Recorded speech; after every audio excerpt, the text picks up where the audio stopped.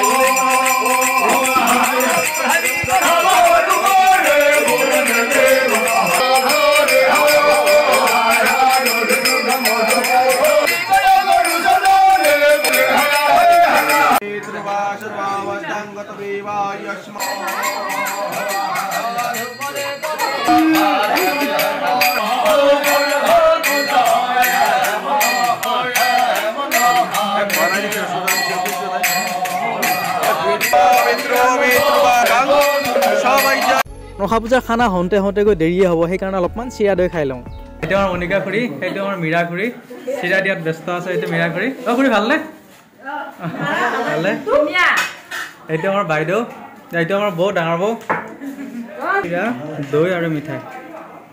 এয়া হৈ গ'ল খুব ধুনীয়াকৈ ভাত আৰু এয়া হৈ গ'ল ধুনীয়াকৈ আমাৰ দালি আৰু এয়া হৈ গ'ল খাৰ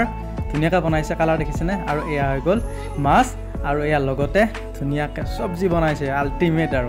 আৰু এতিয়া হ'ব হৈ গ'ল খানা খাব পৰা এয়া দালি তাৰপিছত এয়া হ'ল মাংস,